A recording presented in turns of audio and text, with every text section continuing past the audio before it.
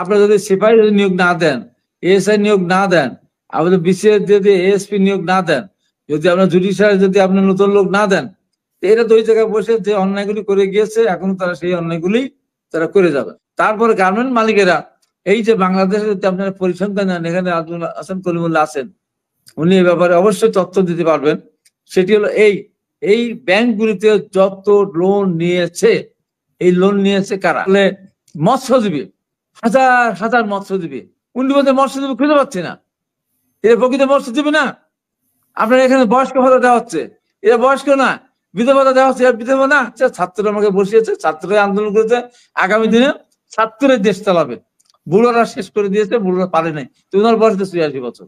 এই সমস্ত কথা না বলে, এই সমস্ত কথা না বলে জনগণের মনে আঘাত দিতে হবে না।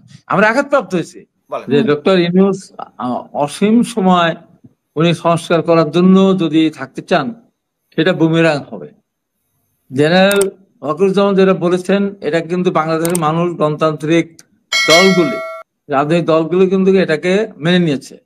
এখন রাজনৈতিক দলগুলির সিদ্ধান্তের বাইরে যদি তুমি যেতে চান, তাহলে কিন্তু রাজনৈতিক দলগুলি, ওনার তো রাজনৈতিক দলগুলির সমর্থন প্রত্যাহার করে নিলে ওনার সরকার কি টিকতে পারবে? অতএব রাজনৈতিক দলগুলোর সাথে আগামীকাল থেকে আমরা বারবার বলার পরিপ্রেক্ষিতে আমি বারবার বলেছি, আপনি যাই করেন না কেন, সংস্কার ৬টা করেন, 10টা করেন, কিন্তু রাজনৈতিক দলগুলিকে ইনভলভ করেন। রাজনৈতিক দলগুলো ইনভলভ না করে আপনার 6টা সংস্কার করলেন, তারপরে বললেন যে এটা আমরা করেছি। রাজনৈতিক দলগুলো যদি মনে করে যে না আমরা এটা মানলাম না, তখন কি করবেন? অতএব আমাদের বলার পরিপ্রেক্ষিতে উনি একটা ভালো উদ্যোগ নিয়েছেন যে রাজনৈতিক দলগুলোর সাথে কালকে থেকে উনি আলোচনা শুরু করবেন। তাই আমি মনে করি, আমি কর্নেল সাহেবের সঙ্গে একমত যে এই মুহূর্তে আমাদের ডক্টর ইউনূসকে খুব দরকার। ওনার সরকারকে আমাদের দেশের অর্থনৈতিক অবস্থাটা একটু সামনের দিকে এগিয়ে নিতে হলে উনি একটা প্রকৃত ভূমিকা রাখতে পারবেন, এটা আমি বিশ্বাস করি। তার মানে এই না।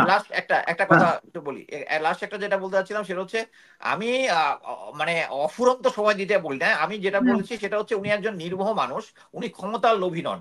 আমি মনে করি উনি যখনই এই মানে দেশটাকে সংস্কার প্লাস হচ্ছে অর্থনৈতিক ভাবে একটু দাঁড়া করে সংস্কার করতে হবে, তখনই উনি আমার সেই ভরসা ওনার উপর আছে। ধন্যবাদ। আমার নাম মানে যে কোনো সময় 18 মাসে কমও হতে পারে, তাই না? 18 মাসে মানে উনি সেটাই।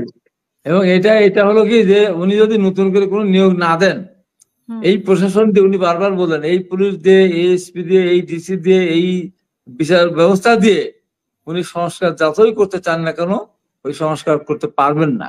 কারণ সব জায়গায় তো ভূত রয়ে গেছে, এই ভূত তো সরাতে হবে। ফ্রেশ ব্লাড না দিতে পারেন। আপনারা যদি সিপাহী যদি নিয়োগ না দেন, এএসআই নিয়োগ না দেন, আমাদের বিসিএস যদি এএসপি নিয়োগ না দেন, যদি আপনার জুডিশিয়ারি যদি আপনার নতুন লোক না দেন, এরা তো ওই জায়গায় বসে যে অন্যায়গুলি করে গিয়েছে এখন তারা সেই অন্যায়গুলি তারা করে যাবে। এখন আওয়ামী লীগের নেতারা ধরা পড়ছে, তারা দুষ্কৃতিকারী, তারা অর্থ লোপাটকারী। এখন হাইকোর্টে যখনই যাবে তাদের মামলা, নির্মাণ অনেকে তাদের মামলা লড়তে চাচ্ছে না। উচ্চ আদালত যখনই যাবে তারা সব জামিন পেয়ে যাবে। তো সব বসে আছে তো আওয়ামী লীগের লোকেরা, আওয়ামী লীগ যারা নিয়ন্ত্রিত, আওয়ামী লীগের সময় যারা চাকরি পেয়েছে উচ্চ আদালতের সব বিচারপতি সব আওয়ামী লীগ, সবই আওয়ামী লীগ। এখন তো এই 15 বছর থেকে নতুন নিয়োগ হয়নি। আগে যে 2-1 ছিল বিএনপির আমরা যা ছিল, অন্য ছিল, তারা তো রিটায়ারমেন্টে চলে গেছে। অতএব এখন খুব তাড়াতাড়ি বিচার বিভাগে উচ্চ আদালতে আপনার বিচারক নিয়োগ দিতে হবে। নিম্ন আদালতের ম্যাজিস্ট্রেট যেখানে আসে স্পেশাল বিসিএস দিয়ে সেখানে যদি নিয়োগ না দেওয়া যায়, তাহলে এই সংস্কারগুলো যতই করতে চাবেন না কেন, দেশের ভিতরে অরাজকতা সৃষ্টি হয়ে যাচ্ছে। তো এই আওয়ামী লীগ এবং ভারত তার ইচ্ছাকৃত হবে গার্মেন্ট শিল্পগুলিকে ধ্বংস করতে চাচ্ছে। গার্মেন্ট ধ্বংস করলে পরে দুইটা লাভ, আওয়ামী লীগের এবং ভারতের। এক, সরকার অস্থিতিশীল হবে, দেশের ভিতরে অর্থনৈতিক সংকট দেখা দেবে, মানুষ বেকার হয়ে যাবে, আর ভারতে অনার্স হয়ে যাবে। এই জন্য ভারত যত কিছু দিয়ে হোক এই গার্মেন্ট শিল্পকে ধ্বংস করার জন্য তারা চেষ্টা করতেছে। কেউ বুঝে কেউ না বুঝে শ্রমিকেরা বেতন দাবি করতেছে যত বেশি, এত বেতন দিয়ে বাস্তবিক অর্থে আমি শ্রমিকদের বেতন বৃদ্ধির পক্ষে, কিন্তু সেটা আস্তে আস্তে যদি না বাড়ায়, তাহলে তারা যদি অর্ডার যদি কম নেয় তাহলে তার বেতন দিবে কোথার থেকে? হ্যাঁ, কিছু মালিক আছে আগে প্রচুর লাভ করতো, তারপর তারা বেতন ঠিক মতো দিত না, অনেক লাভ করতো, যে লাভের সীমা পরিসীমা নেয়। তারপরে গার্মেন্ট মালিকেরা এই যে বাংলাদেশে যদি আপনারা পরিসংখ্যান নেন, এখানে আব্দুল হাসান কলিমুল্লাহ আছেন, উনি এ ব্যাপারে অবশ্যই তথ্য দিতে পারবেন। সেটি হলো এই ব্যাংকগুলিতে যত লোন নিয়েছে, এই লোন নিয়েছে কারা? এই লোন নিয়েছে যারা গার্মেন্ট শিল্পপতি, এই গার্মেন্ট যারা টেক্সটাইল যারা এই পেছনে মানে এই গার্মেন্টস এর সাথেই যারা জড়িত, এরা এই লোন গুলো নিয়েছে সবচেয়ে বেশি। আমার কৃষক কয় টাকা লোন নিয়েছে, আমার শ্রমিক কয় টাকা লোন নিয়েছে, আমার শিক্ষক কয় টাকা লোন নিয়েছে, সাধারণ মানুষ কয় টাকা লোন পেয়েছে, এই সমস্ত গুলো তো এই আজকের এই লোন গুলো তো সব এই সমস্ত সেক্টরের লোকেরা তো নিয়েছেন, এবং তারা সবই আওয়ামী লীগের, সবই আওয়ামী লীগের। দু একজন বাদে আপনি দেখেন তো, এই যে 15.5 বছরে একজন আওয়ামী লীগ বিএনপির লোক, আওয়ামী লীগের লোকের বাইরে একজন কোন নতুন নতুন ব্যাংকের অনুমতি পেয়েছে কিনা দেখেন তো, একটা টেলিভিশনের অনুমতি পেয়েছেন দেখেন না, দেখান তো, একটা ইন্স্যুরেন্সের অনুমতি পেয়েছেন কিনা দেখান তো, ব্যাংক থেকে ভালো লোন হাজার হাজার করে লোন নিতে পেরেছে কিনা দেখান তো, দেখাতে পারবেন সব আওয়ামী লীগ। অতএব এই সমস্ত জায়গায় পরিবর্তন আনতে হবে, এবং লুটেরাদের কাছে যে টাকা আছে এই টাকা সরকারকে উদ্ধার করতে হবে। উদ্ধার করতে হলে আপনি পুলিশ পাঠালেন, ওই পুলিশ গিয়ে ওখান থেকে ফিরে চলে আসবে, সে টাকা উদ্ধার না করে চলে আসবে, অথবা পরিবারে ভাগাভাগি করে কিছু টাকা নেবে।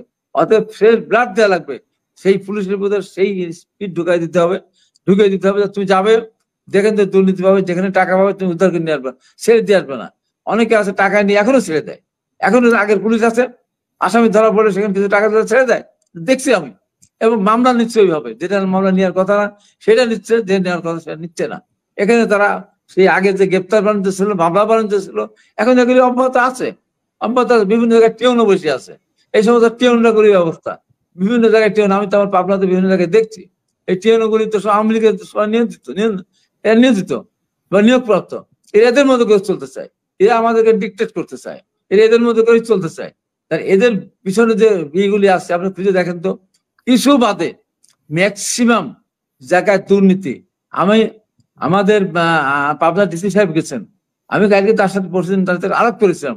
এই যে আপনার কি বলে মৎস্যজীবী, হাজার হাজার মৎস্যজীবী, উনি বলতে মৎস্যজীবী খুঁজে পাচ্ছি না, এরা প্রকৃত মৎস্যজীবী না।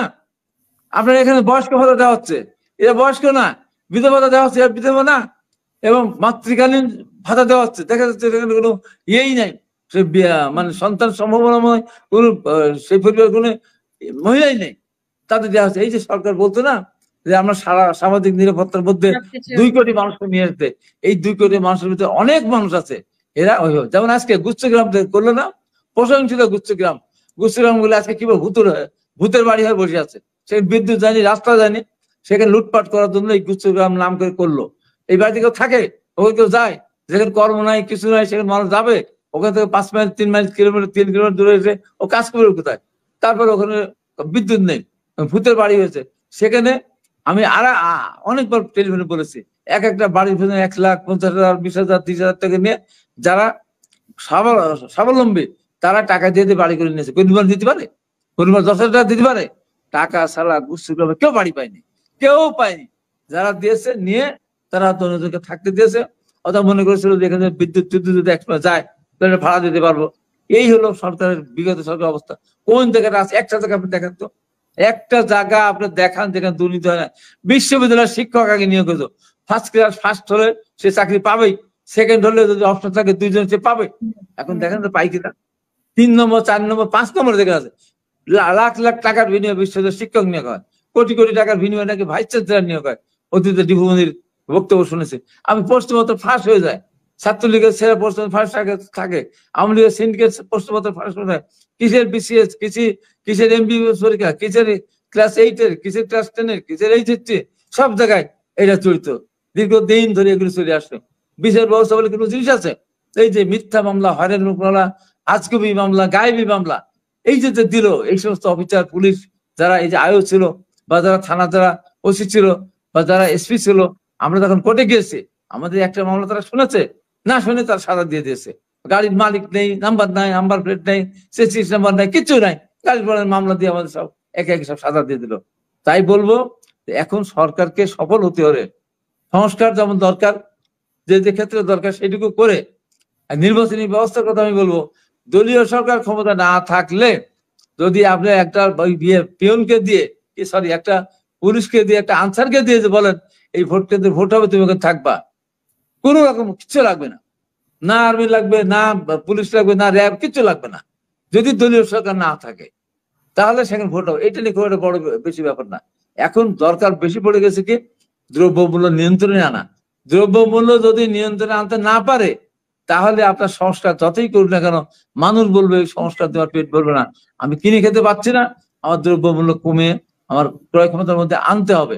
এবং দেখেন কৃষকদের যে অবস্থাটা, আমি তো জানি কৃষকদের কৃষি উপকরণের দাম অনেক বেশি, সেখানে যখন উৎপাদন হয় তখন তারা ফসলের দাম পায় না, কীটনাশকগুলি ভেজাল আসে, ঠিক মতো আসে না। আমাদের ওইদিকে আপনার এই যে সবজি বীজ যেটা সিড যেটা, সেটা বীজটা ডিলারের মাধ্যমে সেখানে বিতরণ করা হয়। কিছু কিছু অসৎ লোক আছে সেই বীজগুলি কিনে রাখে, তারা জমা করে, সেটা পরে বেশি দামে বিক্রি করে কৃষকদের কাছে, কৃষক এখন বঞ্চিত হচ্ছে। এই সমস্ত দিকে নজর দিতে হবে। খালি যদি আমরা বলি এই যে এখন আমরা শুরু করেছে কি, কে মাস্টার মাইন্ড, এখন কি দরকার পড়েছে, ডক্টর ইউনূস সাহেবের কি প্রয়োজন হলো আমেরিকাতে গিয়ে বিল ক্লিন্টনের সাথে সাক্ষাৎ করতে গিয়ে দুইজনকে দেখিয়ে বললো, আরেকজন ঢুকে বললো এরা মাস্টার মাইন্ড আন্দোলন।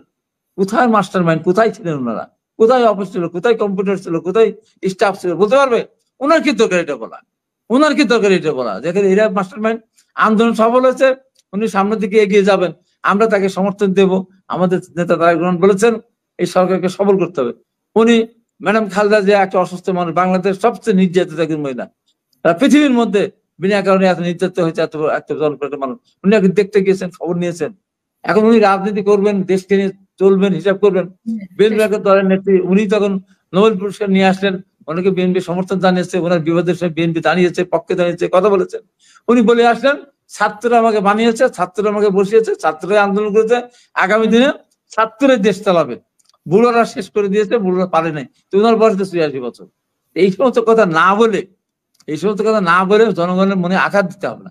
আমরা আঘাতপ্রাপ্ত হয়েছে। ওনারা যখন মার্কিন যুক্তরাষ্ট্রে গিয়ে জাতিসংঘের প্রোগ্রামে গিয়ে আমি আহত হয়েছে, ব্যথিত হয়েছে, চরম ভাবে লজ্জিত হয়েছে। আমরা মার খেলাম, আমরা জীবন দিলাম, পঙ্গু হলাম, দিনের পর দিন কারাগারে থাকলাম, আমাদের কোনো অবদান নেই, কোনো অবদান। ওনার কি দরকার কথা বলা, ওনার কি দরকার এই কথা বলা? আমরা তো এখানে সমস্ত মানুষ আন্দোলন করেছিলাম বলেই তো ছাত্ররা তখন মাঠে নেমেছে, মানুষ ভেবেছে এই সরকারকে না উত্থান করে বাড়ি যেতে পারবো না। আমি টেম্পো চালাই, আমি উবার চালাই, আমি পাঠাও চালাই, আমি বিএনপি করার কারণে এলাকা ছাড়া হয়েছে, আমি বাড়ি যেতে পারবো, ও গেছে মিছিলে, শ্রমিক ও গিয়েছে মিছিলে, সবকিছু মিলেই তো আমরা একটা আন্দোলন সফল করেছি।